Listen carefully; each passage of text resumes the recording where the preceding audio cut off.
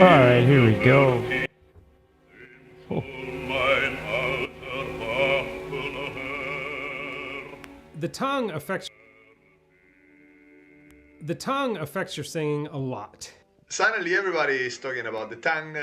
Where exactly should you place your tongue when you're singing? I always say that your tongue should be placed in a very natural position. And is there an ideal tongue position that if you were to use it, you'll become a better singer? Natural position. If the color of your voice is attached to the position of your tongue, so if you manipulate your color with the tongue, you are creating a fake color.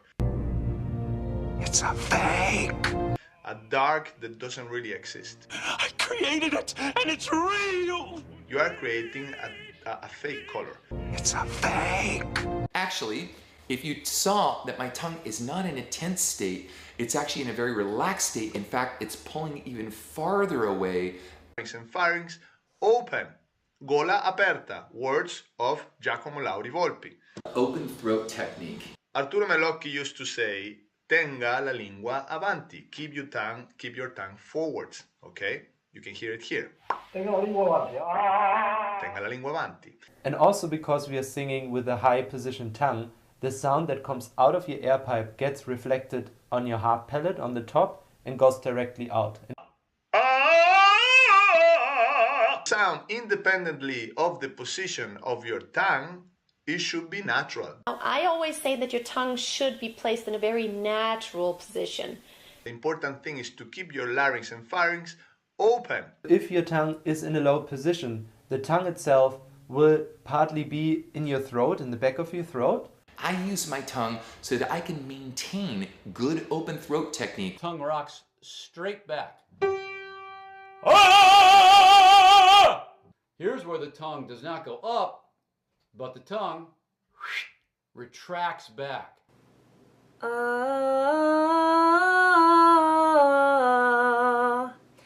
And what you're going to find is that if the tongue is tensing, you're going to actually see the tongue narrowing. I always say that your tongue should be placed in a very natural position.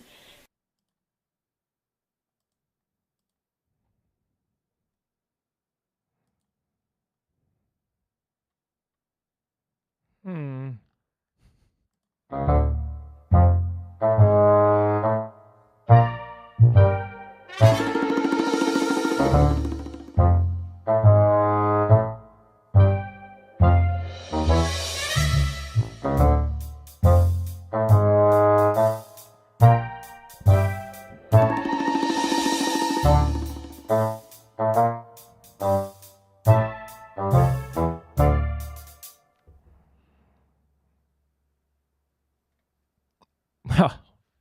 Oh, where is my camera?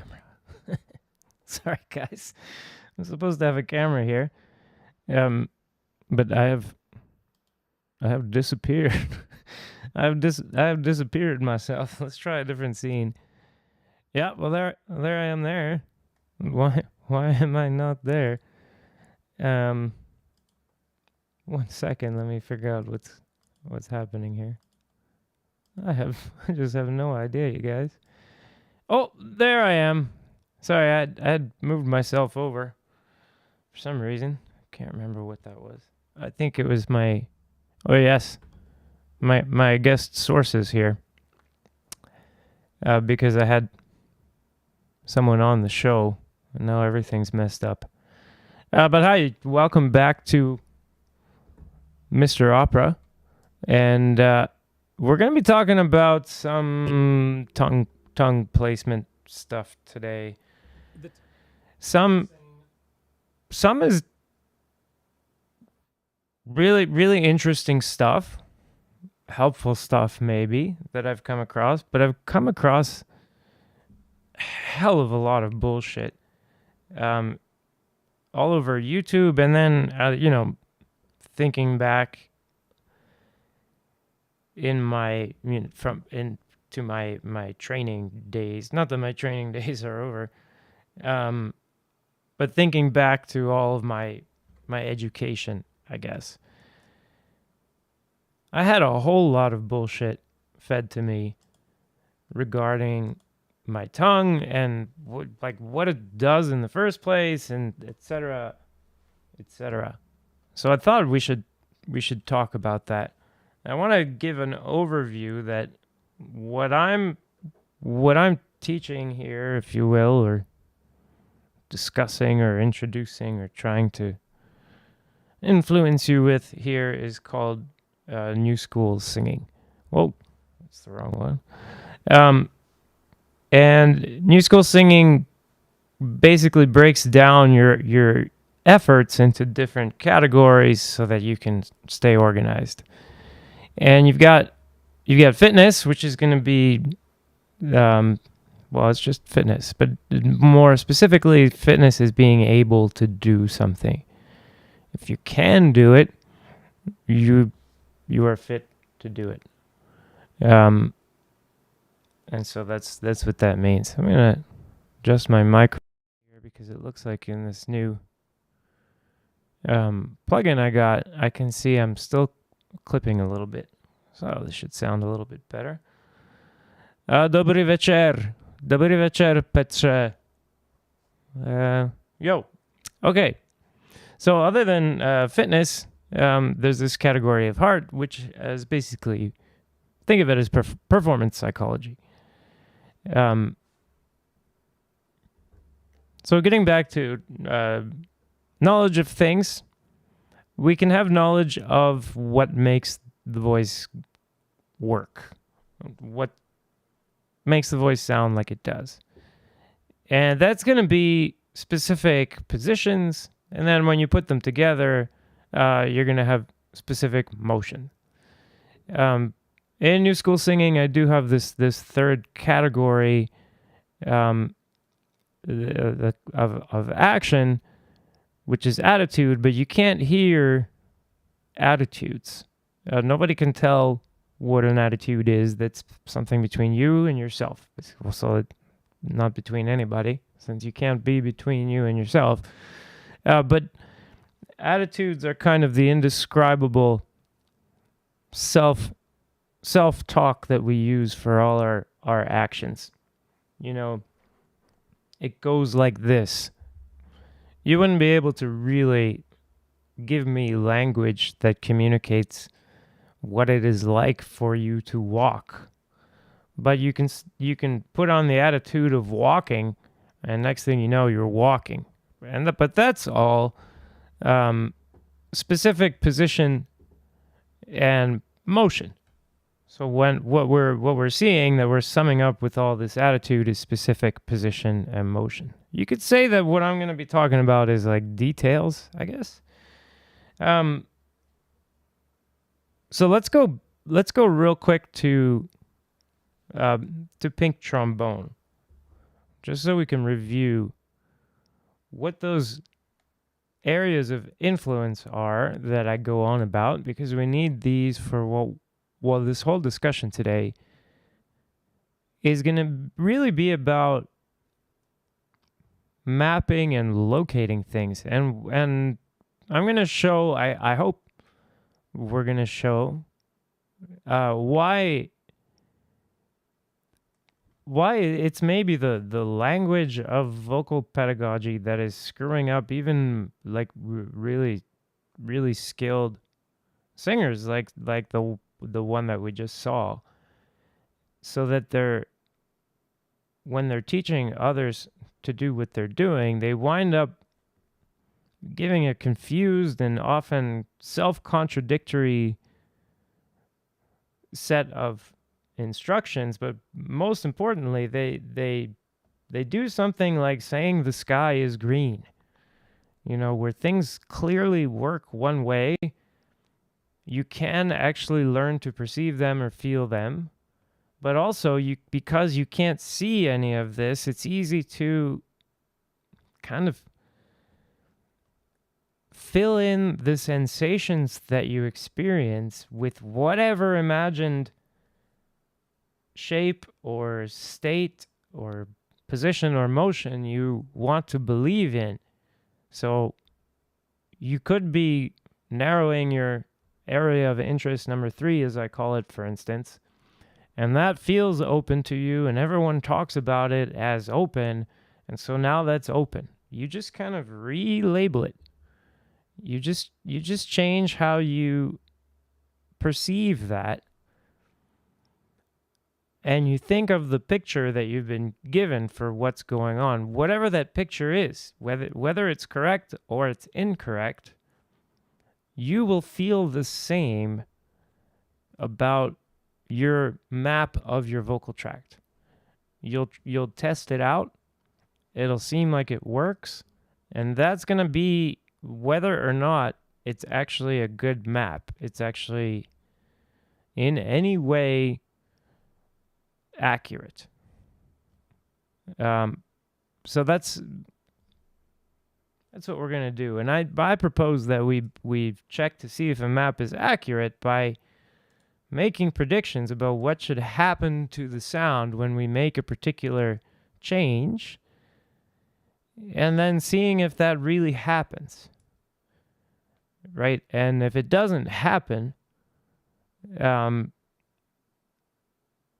we should say it didn't happen. And if it only happens sometimes, we should be asking, well, why does this happen sometimes but not other times? And so we should be very careful about saying, because we saw something happen, that's always what happens. Anywho, let me try to get my stuff working here so that I can draw on the screen. There we go. And this is a web app called Pink Trombone, in case you're not familiar with this. And my mouse is doing the disappearing mouse trick. Oh, it's because I have this pencil, and if I put it near my drawing pad, it gets activated. Okay. So, I think in order to use this, I actually need to get into this, let's see, into here.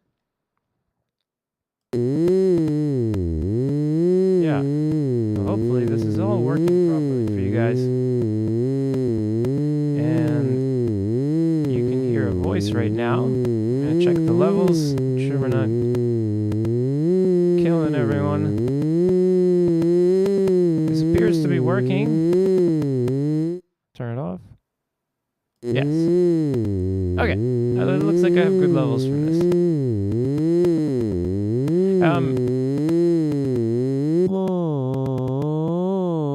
Oh, what I've done. I messed it up. Tap here to reset. Okay. So I can, in this neat little app is called Pink Trombone. You can use this online. Just look up Pink Trombone. Turn that off for a second. And the way this works is you can go around with your mouse, or if you're on iOS, or if you're on Android or iOS, it turns out you can use 1 or 2 fingers to make changes in shape to this vocal tract. And it's programmed, as far as I can tell, according to perturbation theory, and that's the acoustic theory that I use to explain how we make vowels and stuff, and how we change the sound with the tongue and the mouth, etc. So obviously I like this one. And you can go and play with this. Let's see. Now I've stuck my pen on the wrong side. Oh, jeez. 1 second, guys.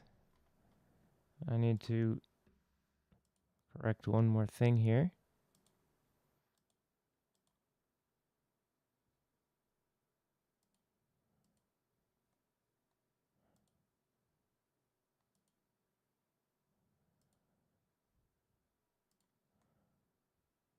Okay, so switch the screen over.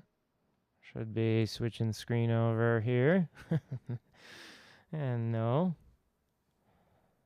One more moment.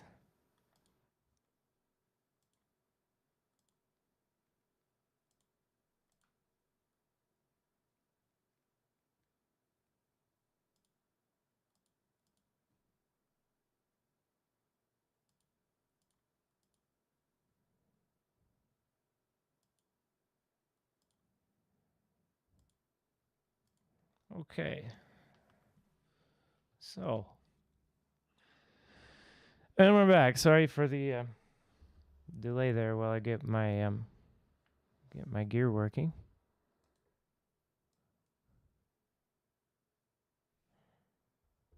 And back into here.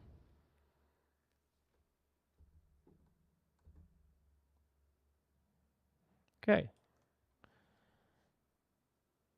Now, if we wanted to figure out where we are in the vocal tract, the way people usually talk about the tongue is they just say the tongue. Where do they mean? Do they mean like anything that's affected by the tongue? Like, do they mean here? Or do they mean back here? And then here and here? Obviously they mean in here, because we're told about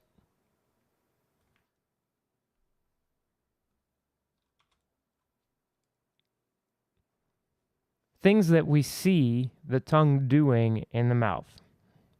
So let's say that when people talk about the tongue being forward or back, they tend to mean like this region of the tongue, the area that you can see. Once in a while, they do mention that there is this whole back of the tongue area. They don't often mention that it actually connects all the way down at the hyoid bone. The hyoid bone is essentially, I mean, not the way everybody explains it. Maybe, okay, anatomy books don't explain it this way, but I do. I say that the hyoid bone is really the main bone of the larynx. But generally in anatomy models, the larynx is listed separately from the hyoid bone. That doesn't make them independent from each other, though. The thyroid, which is where the actual larynx starts, has very little independence, very little freedom of movement from the hyoid, although it does have a bit. Closer to the hyoid bone and closer to, essentially, what we care about is the vocal folds, is what I call area of interest, so AOI number 3. If we go to the end of the vocal tract, what's usually referred to, not usually, but what ought to be referred to as the terminal opening, that's area of interest number 2. If we look at 1/3 of the way between area of interest number 3 and number 2, we get number 4. And if we look at 2/3 of the way from number 3 to number 2, we get number 5. Now you're asking, well, where's number 1? Number 1 is used to represent the whole distance from 3 to 2. What is this whole shape? And that's related to a lot of things, like if you stick your lips out, area of interest number 1 gets longer. If you lower your larynx, area of interest number 1 gets longer. And if you rotate your neck, if you rotate your head, you might wind up making changes to area of interest number 1. If you move your head forward and back, you might bring area of interest number 2 closer to area of interest number 3 and shorten area of interest number 1, but you might not be raising your larynx. So that's why I have an area of interest number 1. Instead of talking about just whether or not there's this laryngeal elevation or laryngeal depression, there's also the important thing to consider, which is that not all laryngeal depression is the same. So if the larynx is being pulled down, or the thyroid is being pulled down harder than the hyoid, you get a gap developing between the two. And you could have the trachea even pulling down on the cricoid and the thyroid and pulling down the larynx.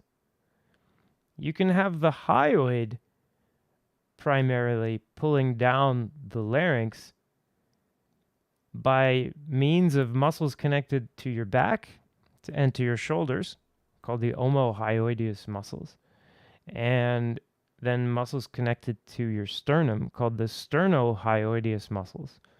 And if those muscles were essentially, were accomplishing a lot of the, or most of the larynx lowering, or just if they're pulling harder than the muscles attaching the thyroid to the sternum, and harder than the muscles, or the fascia rather, that could be pulling down on the trachea, then essentially your hyoid is pushing your thyroid down. You get this, it's a pull, right? But you're pulling down something that is on top of something else. So it's almost like you're creating a push. And you might even feel grinding between your thyroid and hyoid if you're using this. So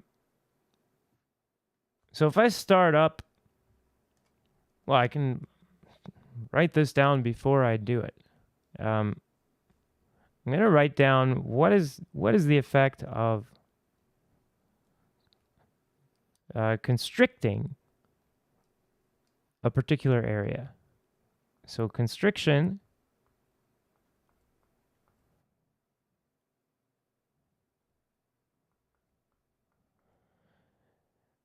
in area of interest number 1. So that's what you say. What is that? Well, because we're not really constricting area of interest number 1, we're shortening it. But in any case, when you shorten the vocal tract, you send all resonances up. Let's say you brighten. But we're not going to have this on pink trombone. So I can't show you laryngeal. I can't show you changes to area of interest number 1 really in this app, this little web app, because it doesn't let me shorten and lengthen the vocal tract much. I can change this mouth opening, but it's not really, it's barely a vocal change of length.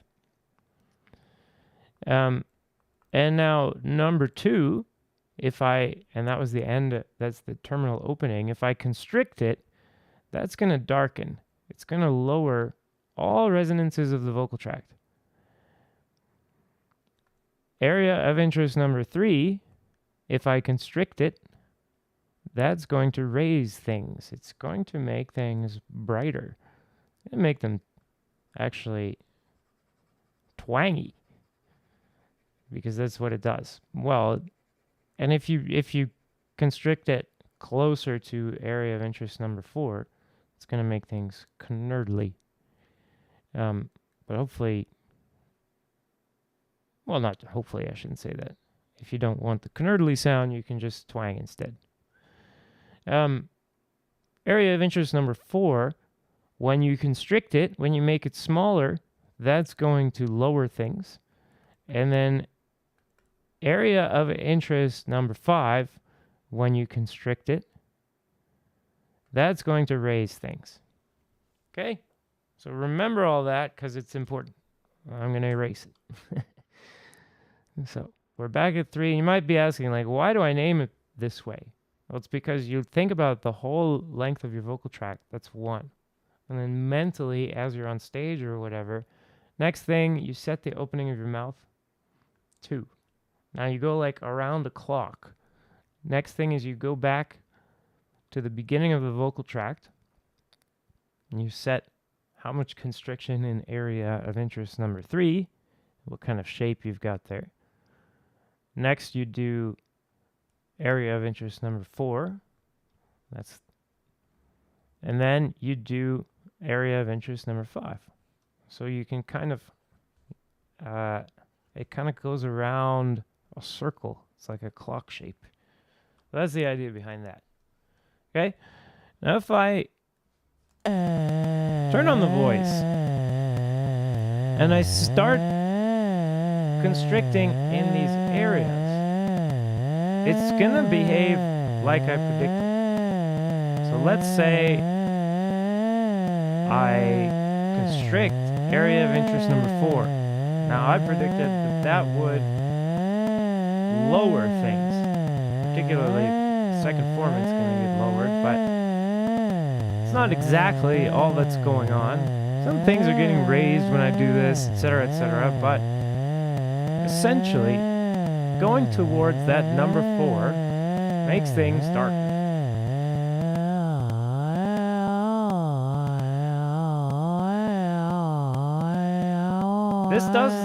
This happens for everybody, right? And that's one way that you can make changes to the second resonance of your vocal tract that don't affect the first resonance of your vocal tract so much. So if you wanted to make some kind of difference between them, like say pushing them closer together, you could constrict area of interest number 4, and that would constrict. That would lower that second formant and put it closer to the first formant. We all use this. It doesn't matter who you are or how you think about things. You use this in some way. Now, area of interest number 5 is going to have the opposite effect. And by the way, if you're noticing cool number things, all of the odd numbered ones have the same direction of effect. They raise things when you constrict them. And then all the even numbered ones have the opposite direction of effect. They lower things when you constrict them, and vice versa. 3 and 5 lower things when you expand them, and 4 and 2 raise things. Yeah. They raise things when you expand them. So if I go into, oops, not there. So if I turn the voice back on, and I constrict towards area of interest, constrict towards area of interest number 5.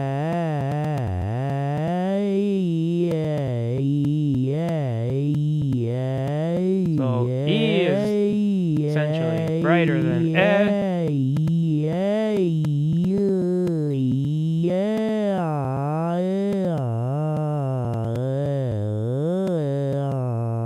You know, and when I drop that down and constrict into area of interest number 4, I start to get something like etc. Now you might be thinking, well, therefore these are the tongue positions for these vowels, but that's not how it works. So how it works is that like any combination of resonance that you can come up with will work. As long as it adds up, then please post this. Hey, I can't see. Soft Kitzer, something like that. Please post this after the stream is over. All the streams get automatically saved, so it'll be right here. But if you mean the name of the the website that this is from, I can write that down. Or I can just show you the about. So there you go. Pink Trombone V1.1. And you just look that up and you'll find that site automatically. So back to the areas of interest here. What you need to know is that for everybody, the area of interest number 4 and number 5 have this effect. And for everybody, if I turn on the voice again, number 3 has this effect.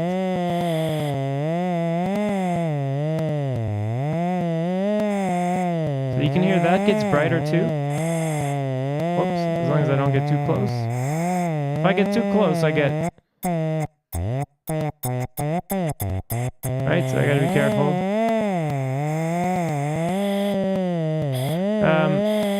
But anyway. Oh, that's good. So there's area of interest number 3, sorry. And you hear that makes everything get bright. But also, you'll notice it even has it in here, although this doesn't mean it's the only way to do this. But the very back of the tongue is also raising things when it's pushed towards area of interest number 3, because constriction in area of interest number 3 raises all resonant frequencies of the vocal tract. It's often called twang. Now, next up is going to be area of interest number 2, and this has the opposite effect from area of interest number 3. When you constrict it, it gets darker. everything goes down. And now these darker and brighter words are really subjective. You don't need to, if that doesn't sound darker and brighter to you, whatever, it doesn't matter. Higher and lower. If you were tuning your second formant, like doing overtone scales, like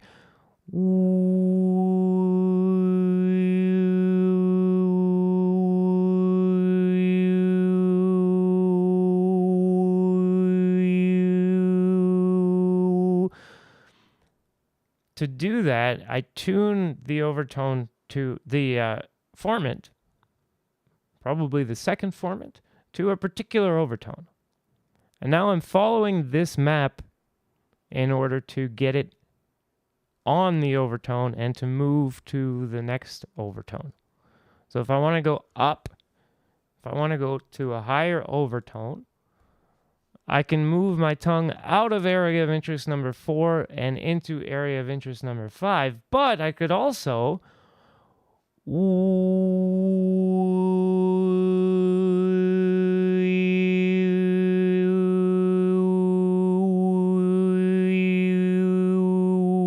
now I'm making a change to area of interest number 2, and that is because it tunes all resonances of the vocal tract. That's able to help me get this isolated overtone. Yeah, so that's how that works. Just needed to go through those really quickly so that we can get situated, so that we can talk about what's going on. Now, when I talk about the vocal tract in these terms, using these areas of interest, you could say that the result is acoustic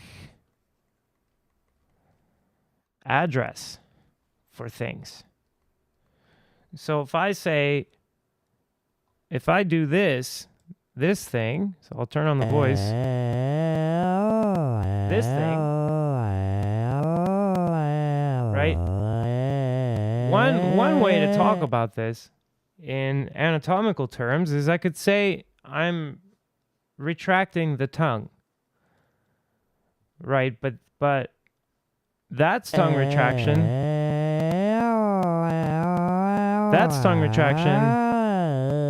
That's tongue retraction. Right? That's all. It's all tongue retraction. Because that tongue retraction will probably, to get this to happen, you're going to see tongue retraction. Right? So, what's tongue retraction? Is it moving into area of interest number 4? Is it moving into area of interest number 3? Is it both?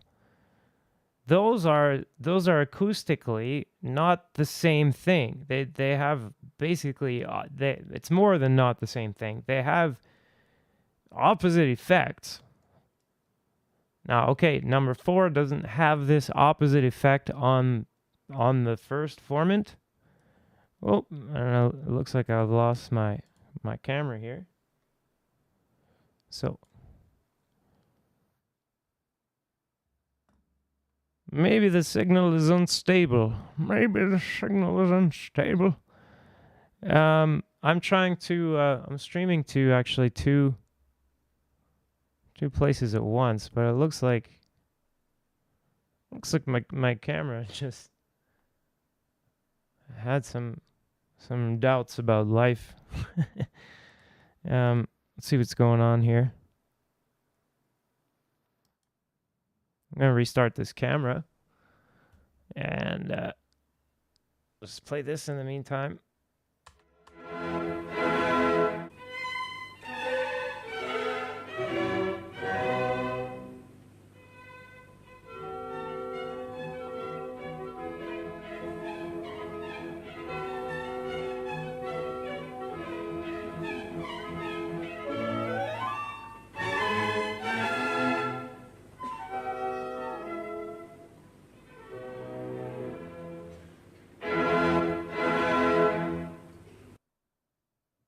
Yeah, well, I'm not particularly closer to getting my camera working here.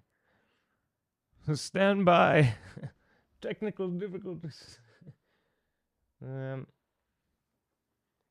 gonna tongue play this affects again. your singing a lot. Suddenly everybody is talking about the tongue.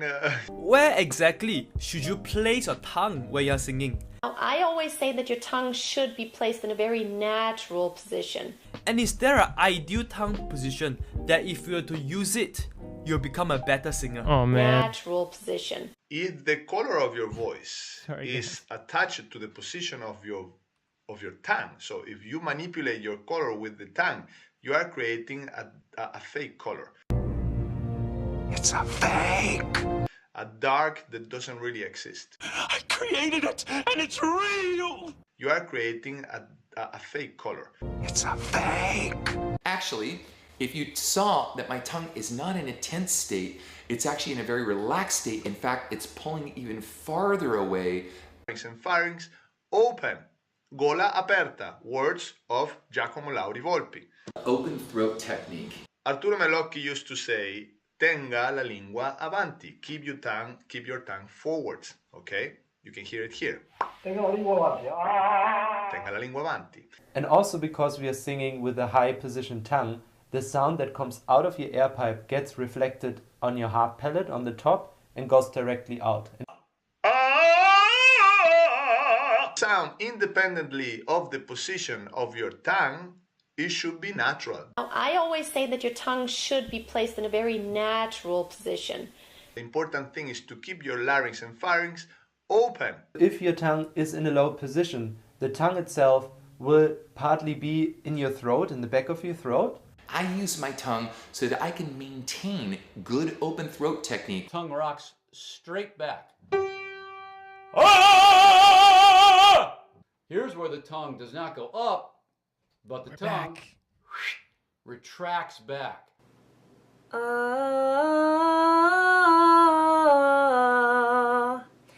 And what you're going to find is that if the tongue is tensing, you're going to actually see the tongue narrowing. Now, I always say that your tongue should be placed in a very natural position. The tongue affects yeah. your singing a lot. Yeah, so that was a bit crazy. As I get my stuff to work here. But that's the gist of it. They don't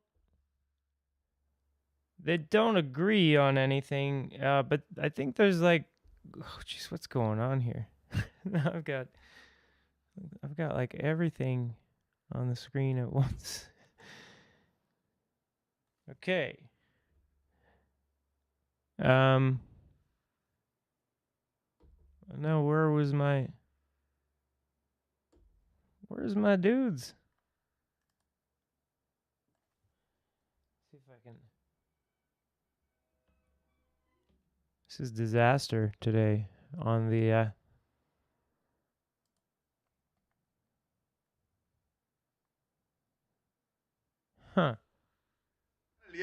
That works. But that's not working. Okay, 1 second, guys. Try to. No, it's just yeah. Okay. The relation, let's see. One question about formants and vowels. BSB 333. What relation of the formants? Okay. No, okay. It's relative. You've got the pitch. You've got things like context. But when it comes to formants, what's given actually in all of these I guess guides that you can look at is ranges. And in particular, what's important is the relationship of the first and the second formant. And it's not just about like you pick a number and you put it on that number and that makes that vowel.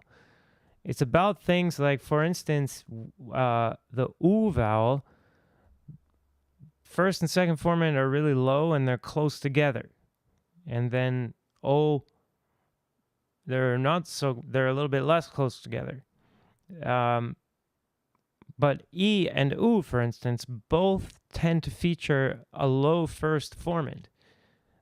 The difference is that E winds up having the second formant really far from the first formant. So we can look in Vocal Tract Lab at different formant peaks, and then what they would look like, and what sounds that we get. Let me see if really quickly if I can get and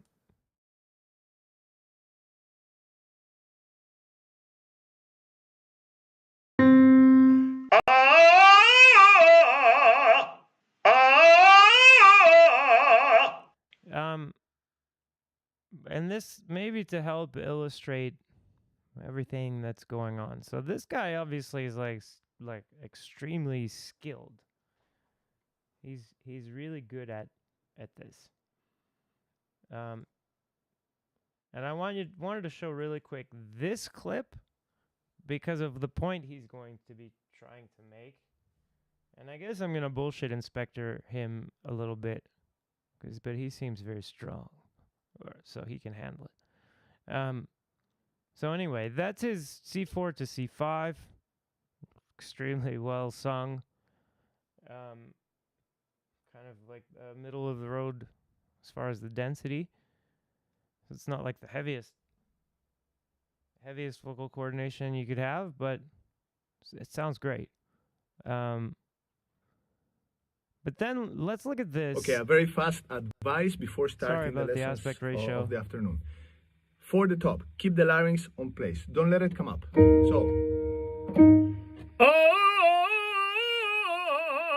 So he's got the camera angle so you can't see. But I just want you to keep that in mind as we watch that this tongue position, this vowel sounded different. We could go back and listen again to the other one. This was darker than the other one. I would say it seemed a lot like the larynx was lower, but importantly, the vocal tract longer. And in this case, the tongue.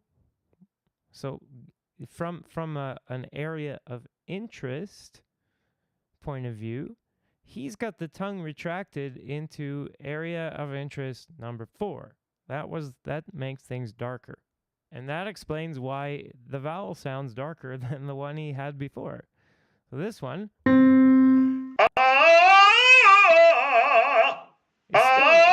the top vowel is still darkened relative to the lower one. But it comes out brighter.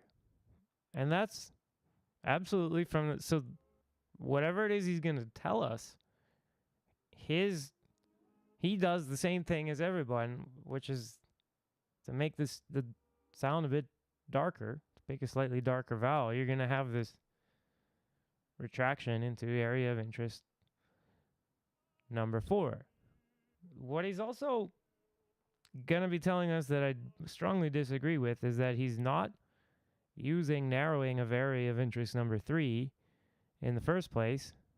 Well, I'm not sure if he's saying that, because as we'll see, the terms he used could mean anything.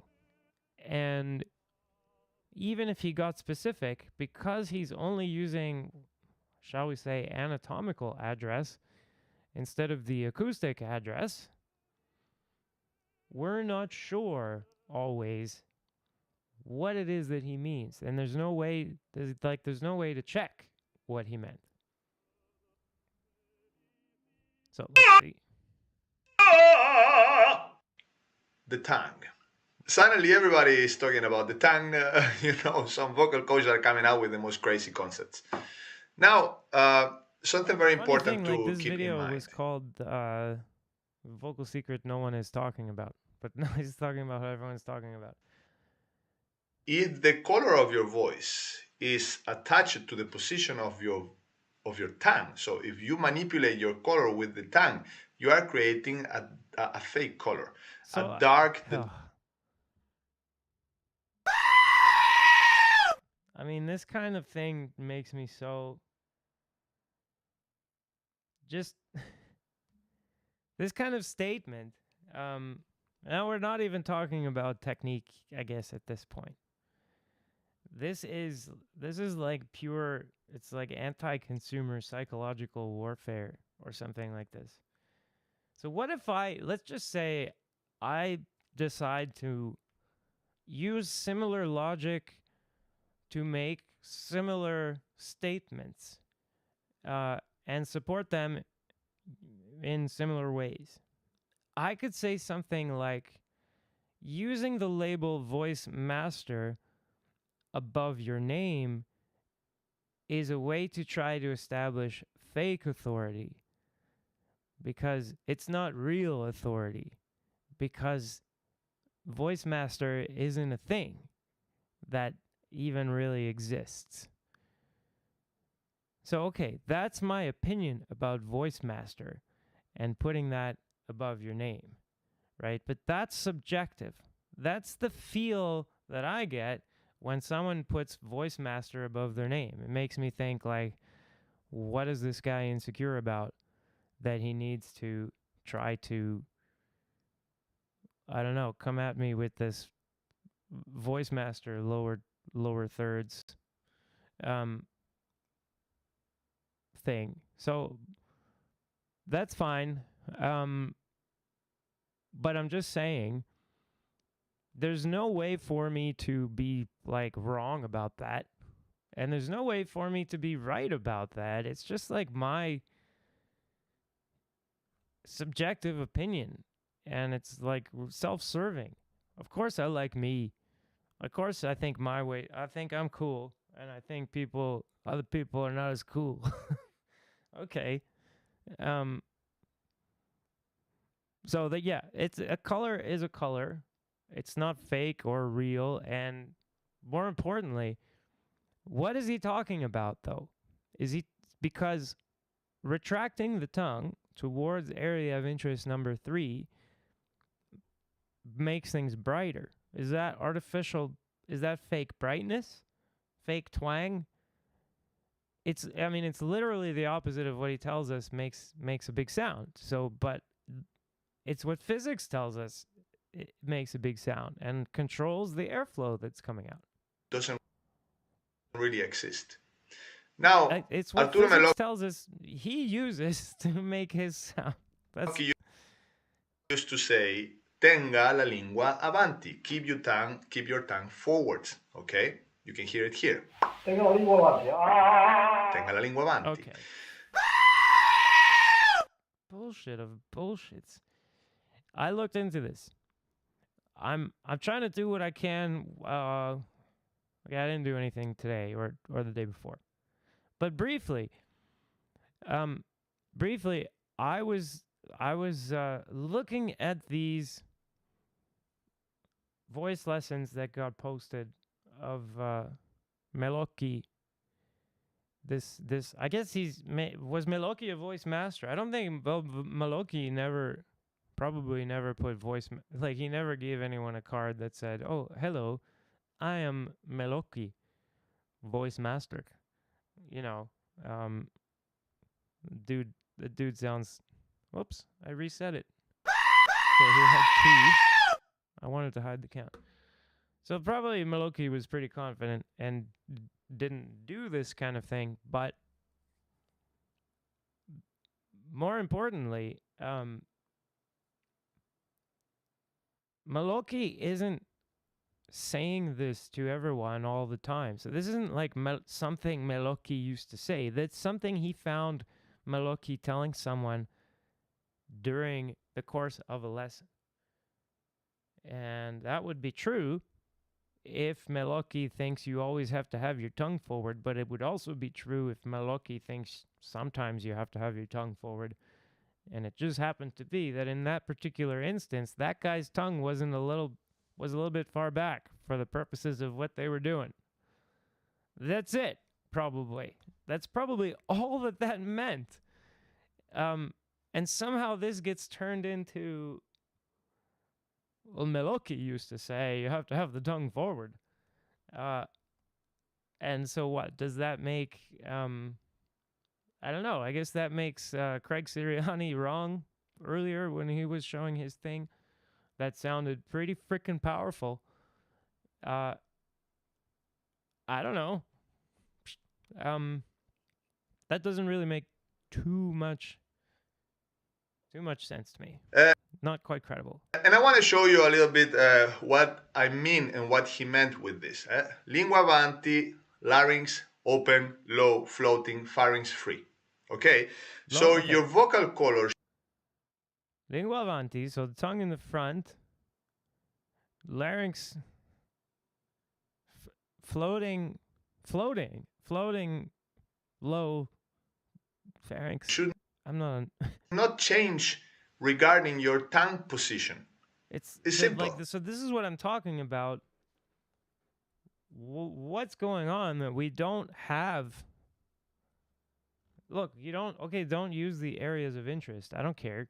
I don't care what you're using. I don't care what map. Well, I mean, I think my map is really good. You should use my map. People should give me a bunch of money for talking about it and stuff. You should support me on coffee.com, and also like get in touch at therealmropera@gmail.com and let me work for you and give me money. Okay, yeah. That's cool. That's cool, but things still got to be right or wrong or, true or untrue. If you put your tongue back, it will sound woofy. It will take the sound, it will make it. If you put your tongue back where?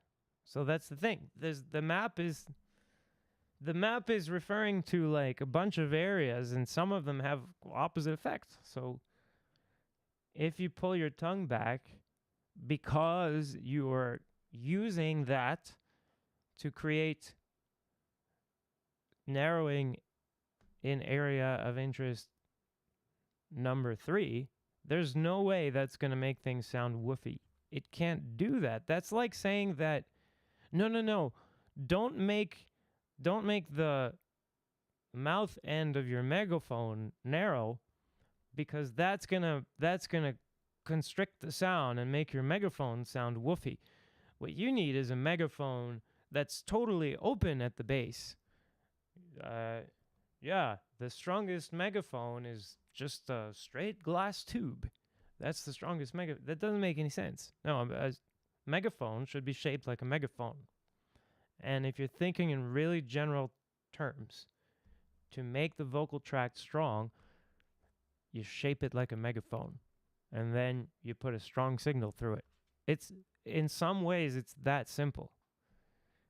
Some of those positions could look like what he's saying, and then others could look like what Craig is saying. Why does it have to be that, like, there's one tongue position?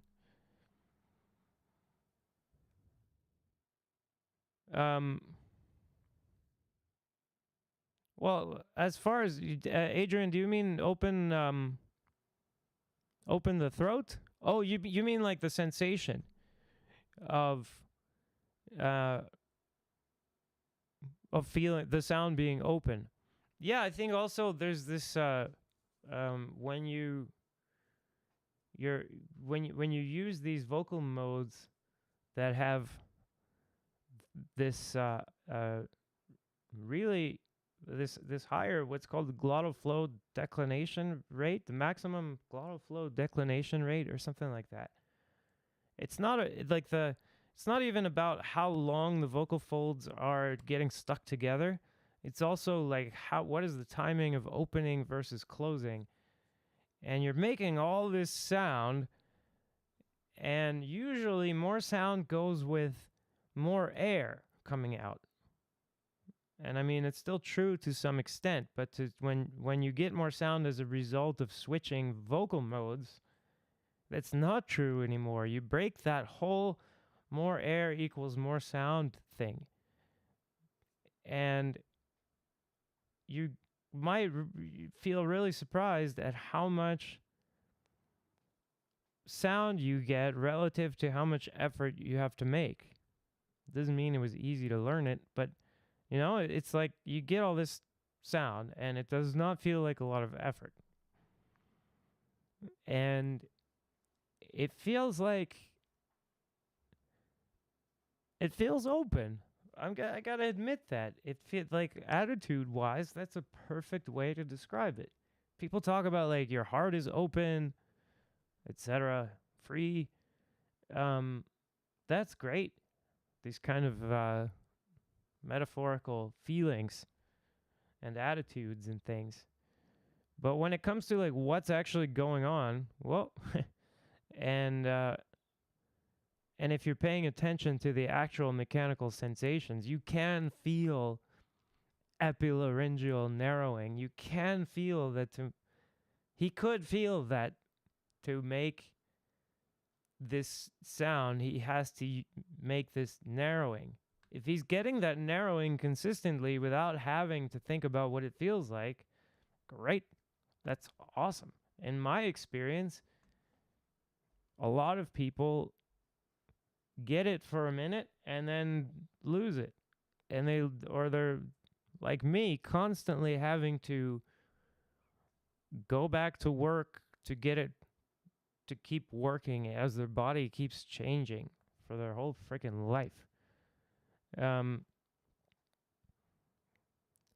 epilaryngeal narrowing, I mean, I'm using some as I speak right now. I think to train it separately, there's different things you can do. For instance, if I'm narrowing in a very close region, but I'm doing it with the vestibular folds, so that like the Valsalva maneuver thing, that can seem similar, but it's capable of completely stopping the air. Whereas epilaryngeal narrowing isn't going to be doing that. You're not going to wind up. You can stop the air with the epiglottis, right? But this epilaryngeal narrowing that we're talking about, even when you do it hard, doesn't completely stop the air. However, when you're listening, even if you're not phonating, you can hear the air starts to move more quickly. So like the pitch of the air, not that it's moving more quickly, that it's moving through this constriction, so the pitch of the air goes up. So if I'm going to twang without sound, and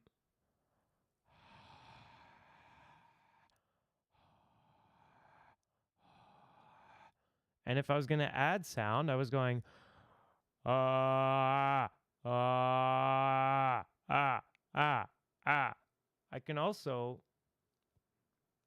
do some of the typical things that are done to teach twang. Like, think of a nasty sound. And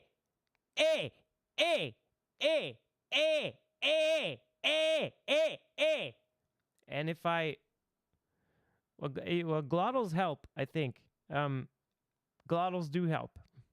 But I'm doing more than glottal. I'm trying to squeeze the vocal folds together, shall we say. You could think of like... so a lot of times when classical teachers are talking about vocal fold closure, they're actually talking about epilaryngeal narrowing, and it's really close by. But I guess the difference is you can narrow the epiglottis front to back and side to side, or back to front, front to back, side to side as well. But if I take this and I just essentially lower my tongue and retract my tongue, in order to retract my tongue, I'm going to be lowering my larynx. So,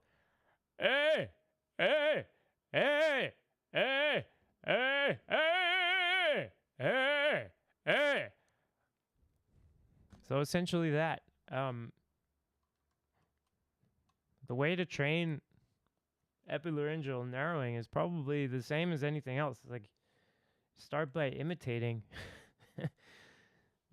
imitating someone who's doing it. And then the funny thing is, I listen to these Meloki lessons like that he's talking about. So this guy's talking about studying this Meloki method, going back and finding the true Meloki method.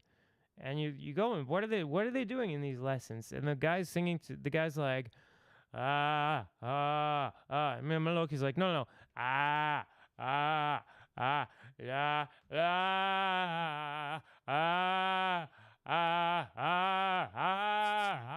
you know, they're doing this kind of stuff. So, and then that's all. Yeah, I would say, and the glottals make a hell of a lot of sense if you're trying to make the vocal folds stronger. It's like a little workout for your vocal folds. So, yeah, the glottals are also, I think the glottals is more about encouraging short vocal folds. But, no, I see them used all the time for trying to get some, hey, Voice Studio East. Oh, that's Cornelius. How's it going, Cornelius? You can zoom in if you want to, by the way. Yeah, so anyway, I think the glottals are, I mean, they might be related to both. I don't know if we can look at, let's see if I can get Blender up here. No, that's not Blender. There's Blender. Let's see. So, I don't know if this got the larynx in here. Let's see if I got all the pieces here. I'll just start pulling things away. I was gonna try to show you tongue stuff. I guess we can go in. Let's see what we can see. Now I'm taking away I shouldn't have taken away the hyoid. Let's undo that.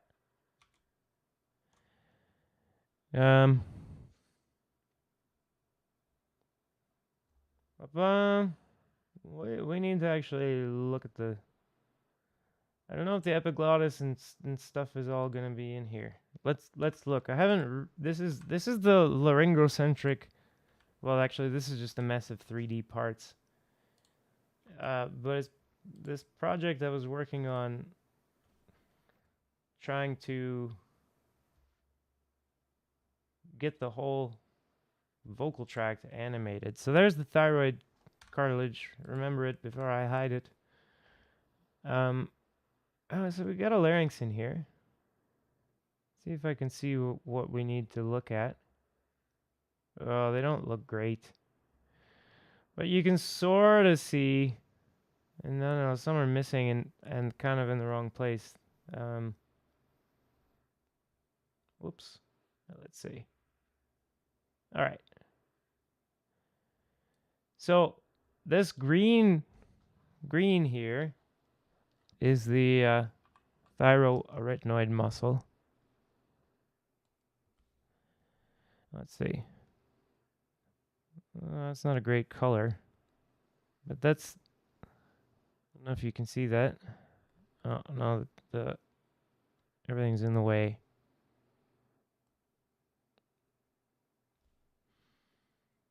Oh, it's not. I'm just not gonna write on the screen with this. It's too much. So if I pull this away, this thyroarytenoid, there's our vocal ligament, and well, some random muscle that's just looks like I just put a bad texture on it or something at some point. So that's just kind of floating there. We'll take that away. Oh. I don't know what's going on. But here you can see I've selected one of the arytenoid cartilages. And then you can see there's something going from the top over to the epiglottis. So I can put this, at least I can do something with my pencil here. So I'll put some blue color on it and see it a bit better. It's not well positioned. But you get the idea that there's something connecting the top of the arytenoid cartilage, which is connected directly to the vocal folds. And that's connected to the top of the epiglottis.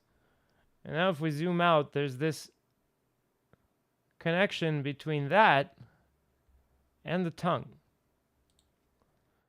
So if I take this big old tongue muscle away, well, then that would be pointless because we want to see it. So I'll take the jaw away.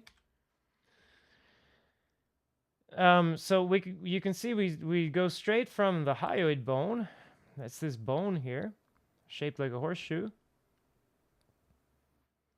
Right? And from this bone, we have a connection that goes from this giant big yellow muscle called the genioglossus. That goes all the way to the chin. And I don't know why I have my... Well, 1 second. I just need... This is driving me crazy now. Oh, whatever. Never mind. It's leaving my... Oh, no, that's driving me crazy. I need to get rid of it. Annotation. You can just stop that right there. We wanted to... Oh, that's being placed on the 3D cursor. That's why. Okay.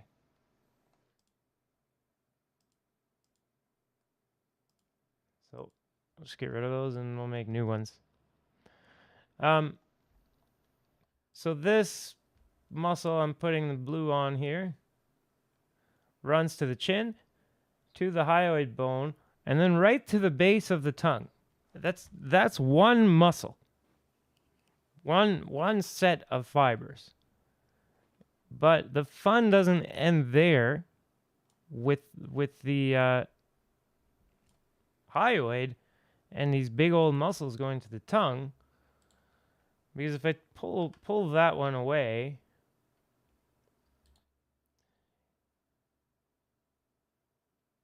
oops. So I'll go to the other side here because I already got rid of the other one. So the tongue also has these muscles that go up the side, not just up the middle. There's also on both sides, and that's what I'm highlighting now. Hopefully, I'm hoping you can see all this because I'm working blind here.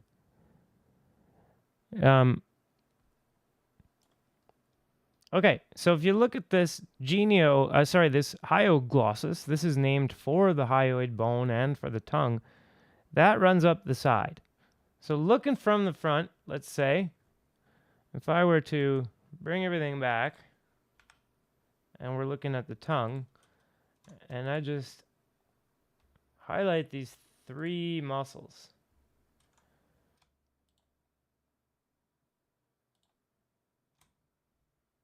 Well, it's listed as 4 here. Okay. And let's also grab the hyoid bone. And remember where the tongue was there. Okay, so we're looking at that, essentially. Now, so when someone's talking about doing something with the tongue, and I guess trying to say that it's independent of the larynx, well, it's not.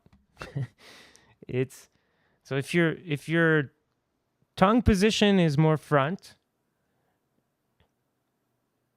your larynx is not as low as it could be, unless or either that or your tongue position is not as front as it could be. Those are kind of like mutually exclusive things. But those are also just anatomical addresses. Larynx being high, what does it mean? What is the length of area of interest number 1? And like, where is area of interest number 1 starting and where is it ending?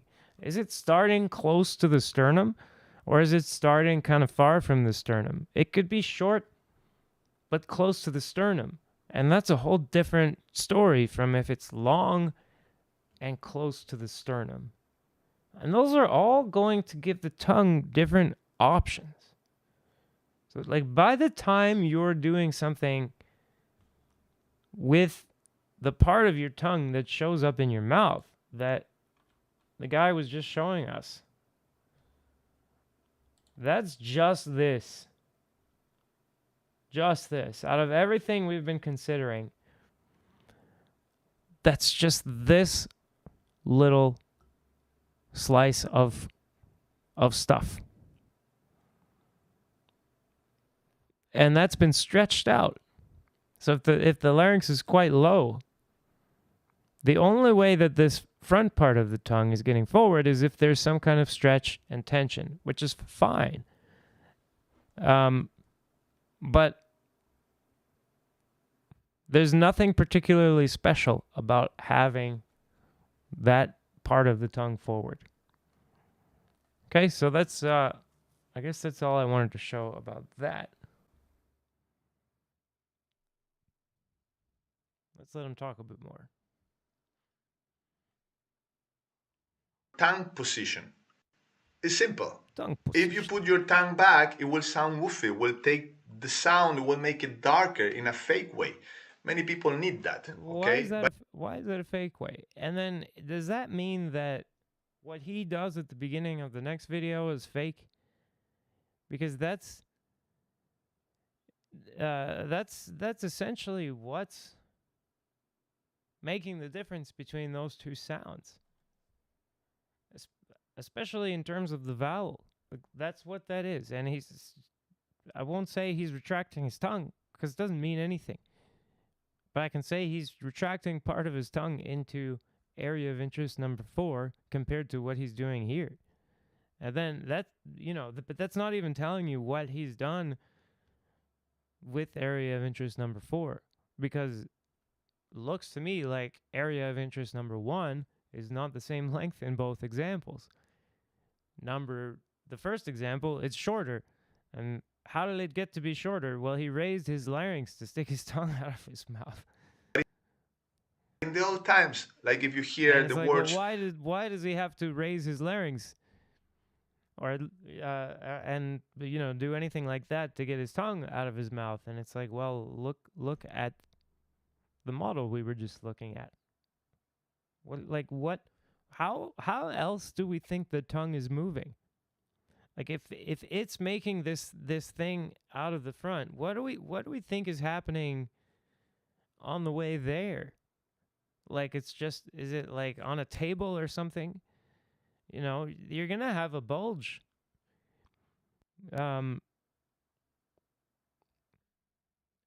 so Adrian, you don't have to raise your larynx to reach higher pitches until you do have to raise your larynx to reach higher pitches. I'd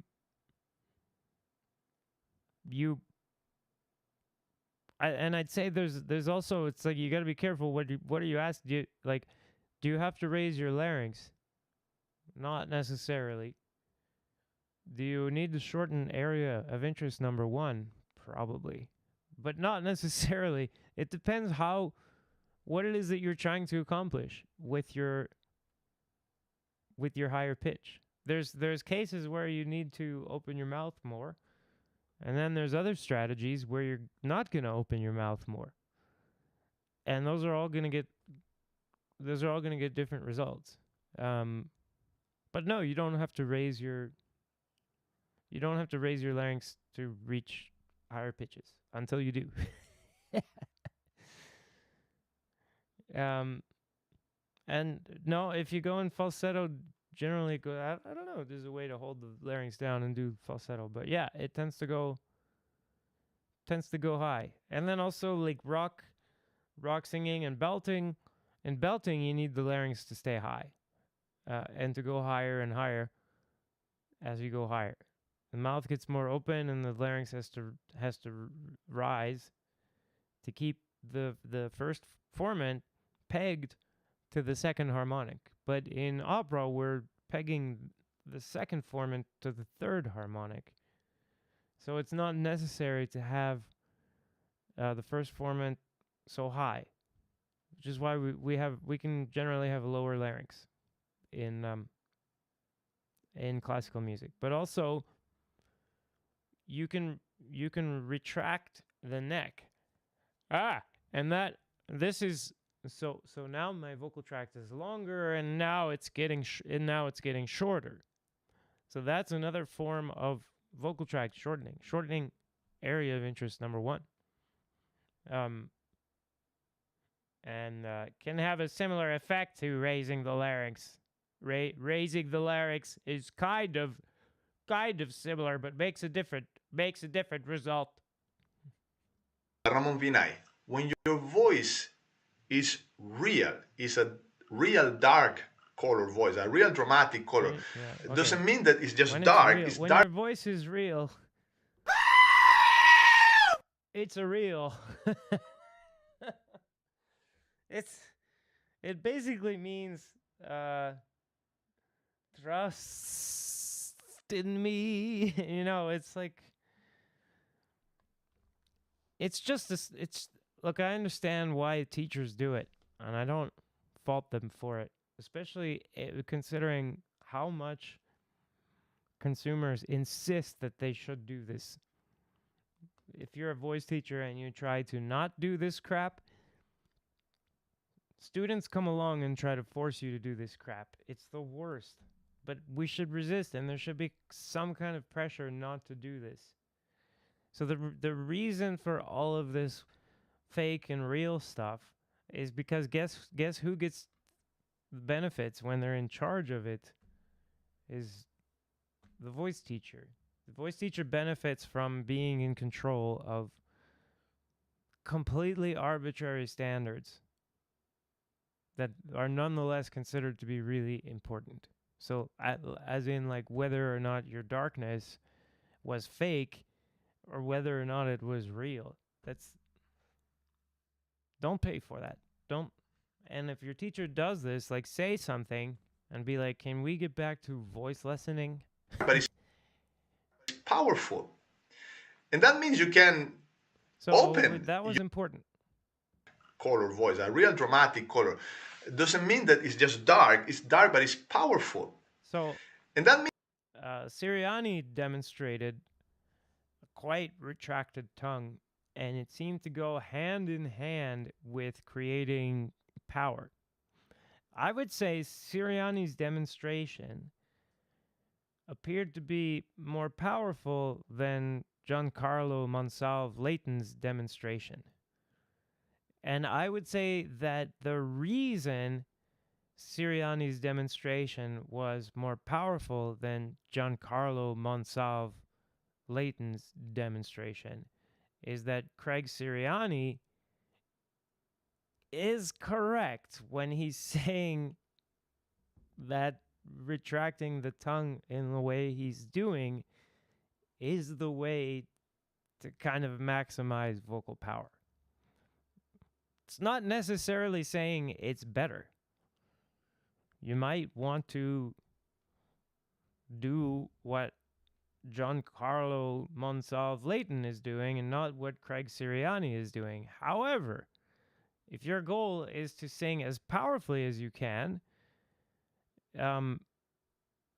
then probably listening to this kind of advice is not the best. Because you'll be denying yourself some of the more powerful coordinations that and they're going to involve things like this, like extreme mouth openings, and the more extreme the mouth opening gets, the more extreme the tongue retraction is going to have to get. Because you'll be changing the proportions of your vocal tract. So keeping your tongue at the same acoustic address when you open your mouth a lot, for instance, requires putting your tongue in a more retracted anatomical address. So I mean, those are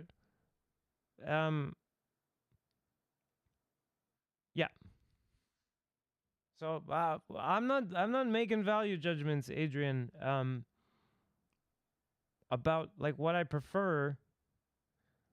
But if what I'm saying is, we got to tell the truth.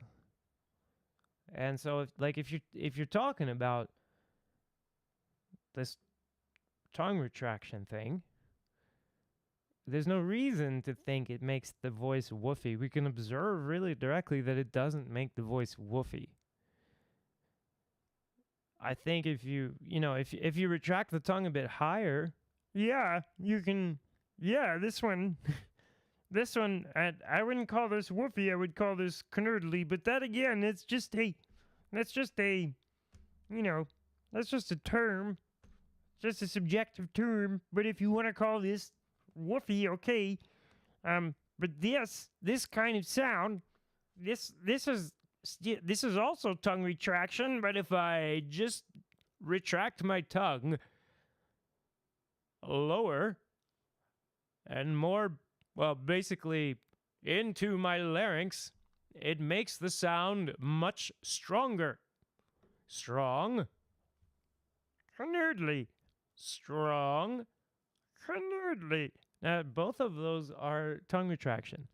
So it just doesn't, yeah. And if I just wanted to do a simple vowel change, for instance, and for some reason I wanted to be quite quiet, making a very quiet sound. Let's say it actually needs to be this quiet, and I want to have clear vowels. So here's my job. I'm gonna do una furtiva lagrima. First phrase. Very quietly. And to do it very quietly, I'm going to keep my mouth very closed. What's my tongue going to do for the first vowel? Una. It has to retract into area of interest number 4. It's like the only thing left. This area of interest number 5 has been completely constricted. It's totally occupied, so that area of interest number 5 is cranked up all the way to constricted. I'm only left with the back of the tongue being able to retract. And then that's just how I make that vowel now. It's like the only way left to make the vowel. And there's nothing, so does that mean all ventriloquists use fake cuts? We're just getting into like absurdity. It's logical absurdity. But I don't think the point is for this to be logical. Honestly, this material is made for vulnerable people.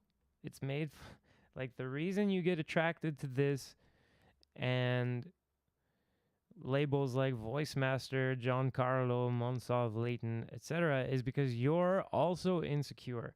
So he's projecting all this insecurity to you. You're identifying with him, etc., etc. It's marketing. It's just marketing. Yep, that's right. Just say you don't like the sound. That's perfect. Just say you don't like the sound. And then you're not fake. You can open your cavity, let the sound fly in a natural way and reflect into the resonant boxes of your body, chest, head, trachea. What? Well, I think we just got into some singing metaphysics or whatever.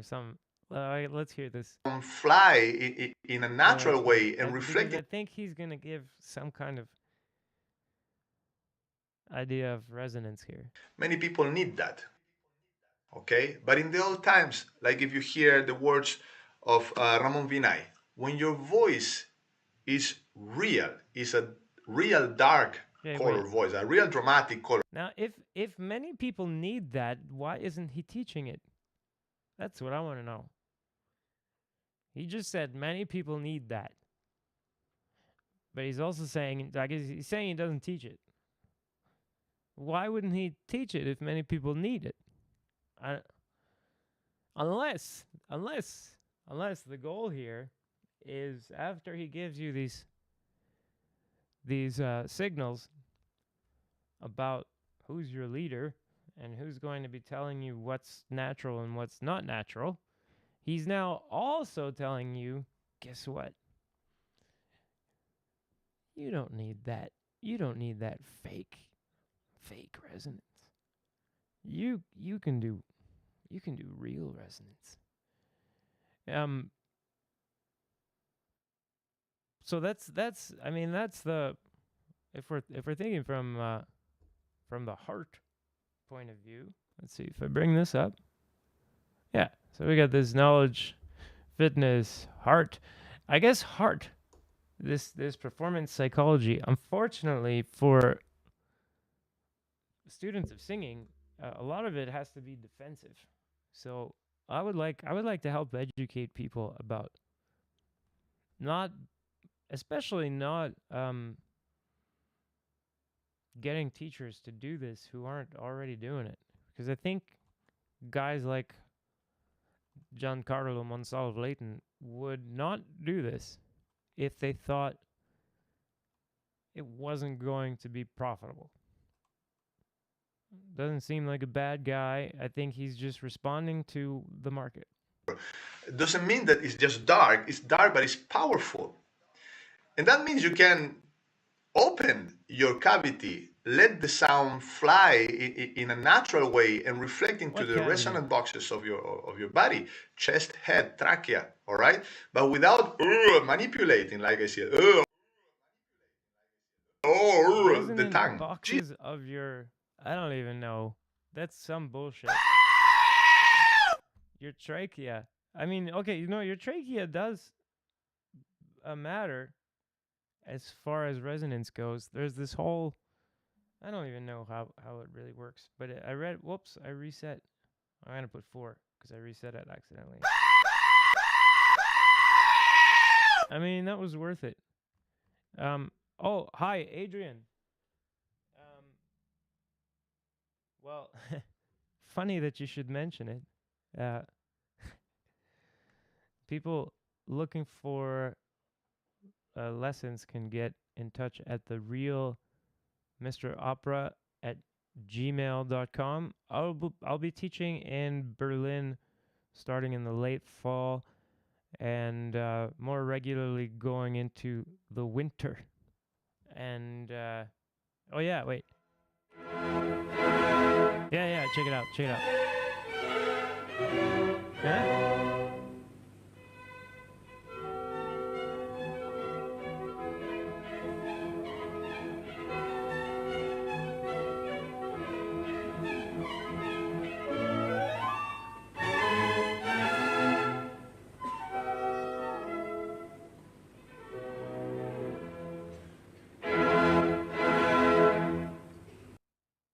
You made me do that, Adrian. That's your fault. But yeah, essentially, I got a little bit of a sports injury, shall we say, and so my season is not going to involve a lot of stage action. So I'm going to be doing some teaching this season, and I hope I've contacted all the theaters that I needed to contact about that. But in any case, none of them care about my extracurricular activities, so they're not overhearing any of this. Yeah, so Adrian, my rates are it's floating. What is it? Floating scale. What's it called? Sliding scale. So it depends on where you're from. If you're like from New York, then it's New York rates, and if you're from some country where people don't have a whole lot of money, then I'm not gonna expect people to come up with New York rates. So if you're from a very poor country, then you pay very poor rates. No, if you're from a very poor country, then it's more expensive. See, that's how the world works. Just kidding. But that actually is how it winds up working for a lot of things, and that really sucks. Yeah, so just email me, and we'll let me know where you live and stuff, and I'll take a quick peek at what things go for in your area, and then we'll do something in that neighborhood. Yeah, so anyway, I forget what I lost my train of thought. I've got ADHD, so you gotta keep me so he was talking about these resonance boxes in the body or whatever, and opening the cavity. So I'm not sure what it means. But I can tell you my theory of where I think this comes from. Why do people get the idea that opening the throat is going to make your sound bigger?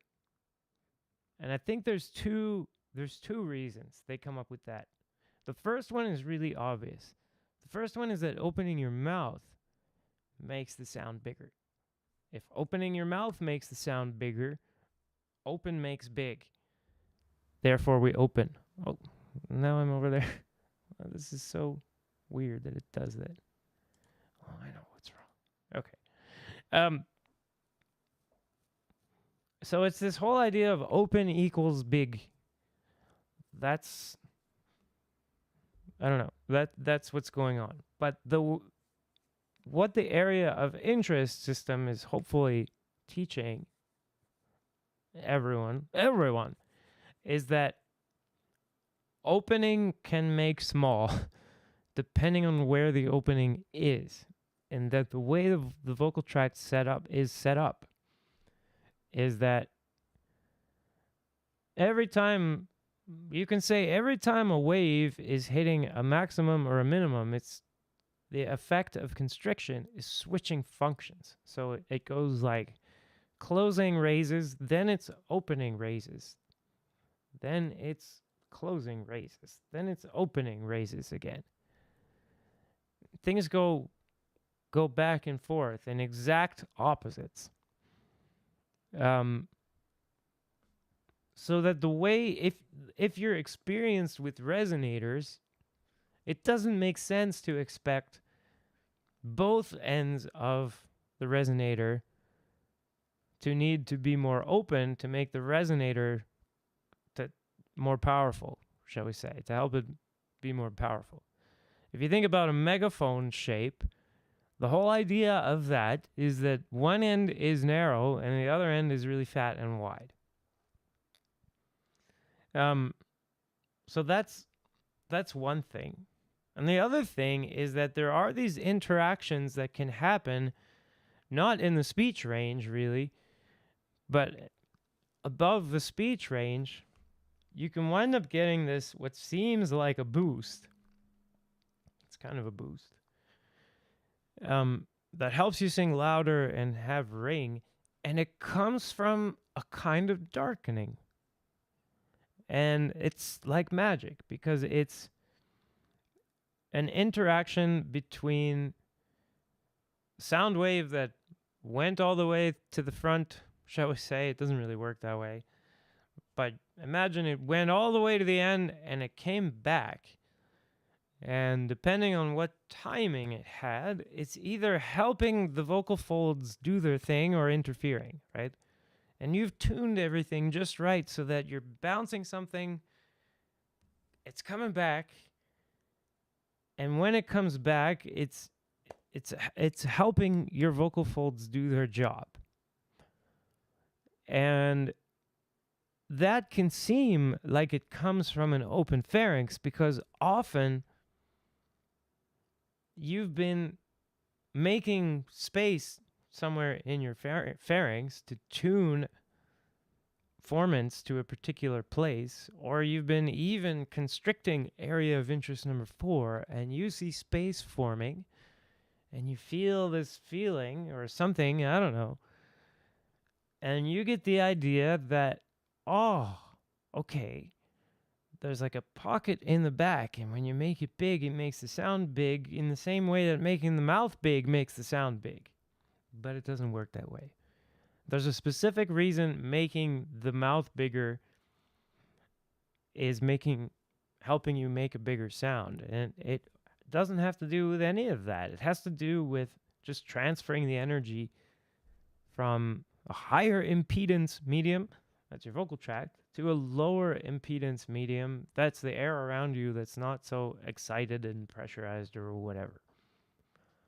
And then at the other end, that's also helping us make a better transfer of energy from the larynx to the vocal tract, is this constriction. So the opposite thing helps us make this energy transfer. And that's all that's going on.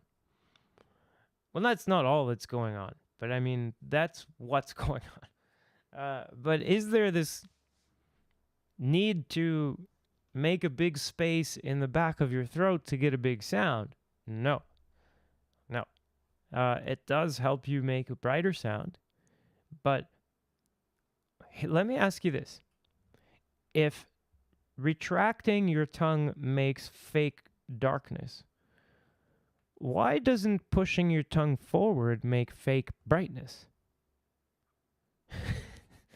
Why is it only fake going in one direction? Really weird.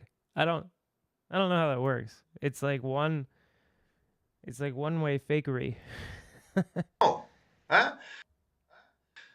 The sound, independently of the position of your tongue, it should be natural. The important thing is to keep your larynx and pharynx open. Gola aperta. Words. Wow. Let's just grant for a second that you really do need to keep the larynx and pharynx open, which is BS. That's like saying that you need to get rid of the mouthpiece on your trumpet. Maybe to some extent the pharynx. Okay, whatever. If you're trying to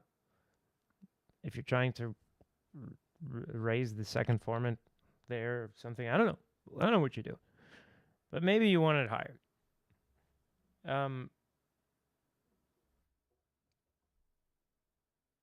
But let's watch again.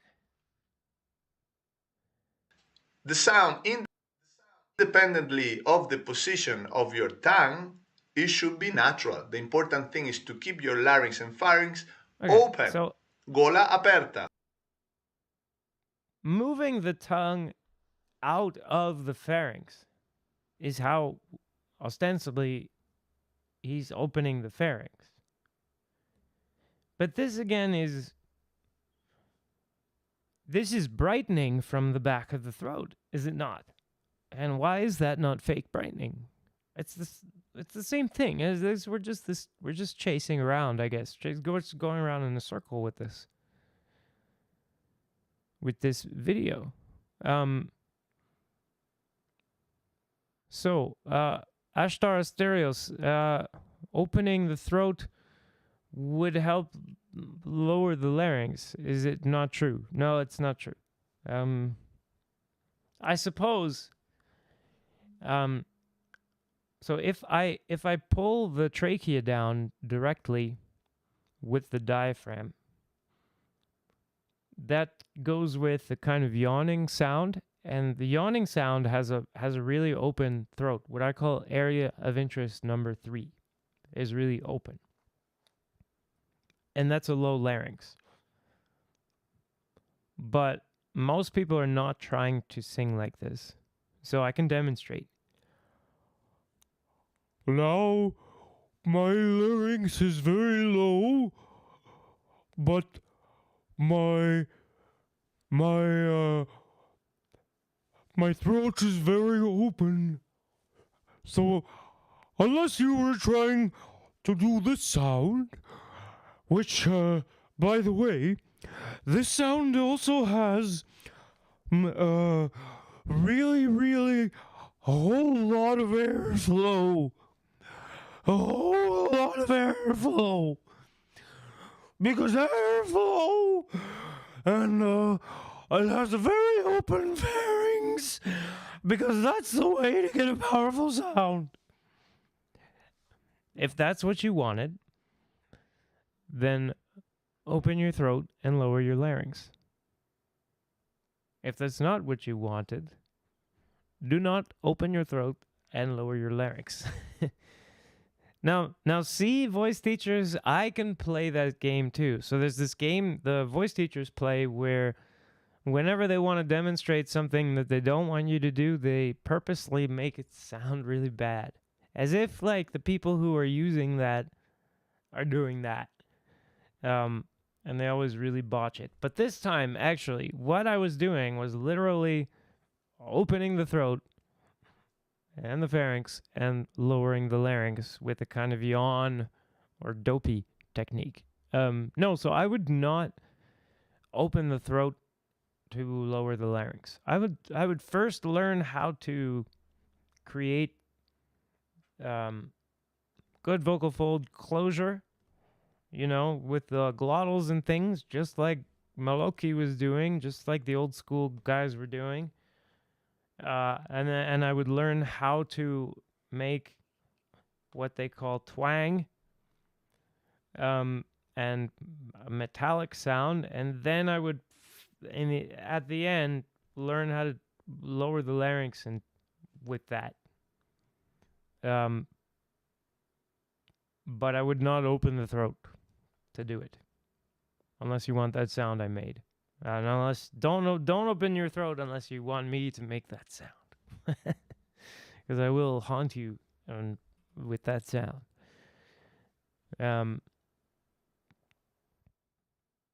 Yes, this is right. Bubbles and his kitties, his little kitties, and his Bubbles and his shopping carts. That's the way to go. That's maybe what I'll be doing soon with my friggin' gimp leg. Words of Giacomo Lauri Volpi. Come on, people, look. But singing Mephistopheles, by the way, by the end of the week. So we're gonna. I've told them like I can't do any getting on the ground or anything. Basically, I can like walk around. Like I have trouble with stairs. Anyway, it's gonna be fun. No change in the color, not too much difference. Okay. Let's get a closer look.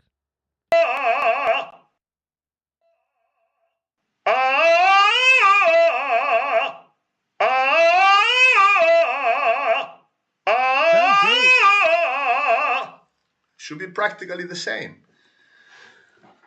Let's do a little Maloki exercise. The same. Like which John Carlo Monsov Layton, and I mean it wasn't exactly the same, but so which area of interest would he be interacting with here by moving this part of the tongue that it's already not in his mouth? Like what difference does it make that he moves it a bit more?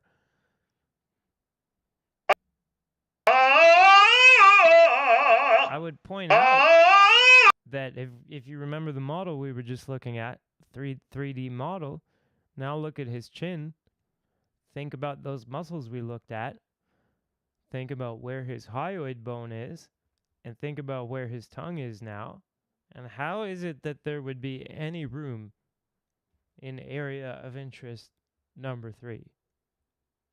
There isn't really, which is why he's got this sound. There's constriction there. That's why he's got this sound. The problem isn't, that he's got constriction. I mean, that's actually what makes it sound good. And I mean, is this the most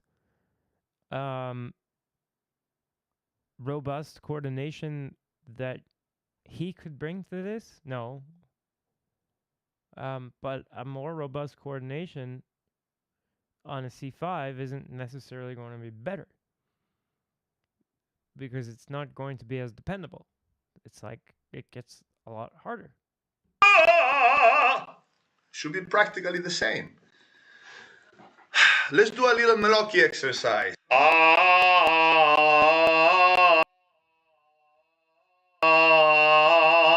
So try to disconnect your larynx.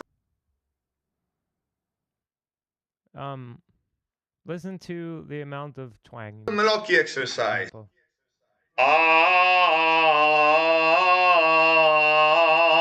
So try to disconnect.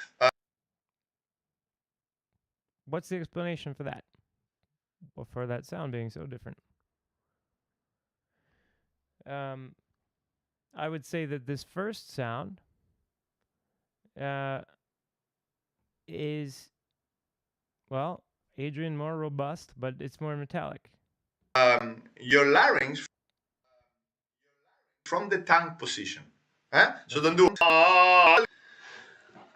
Let's do a little meloki exercise. So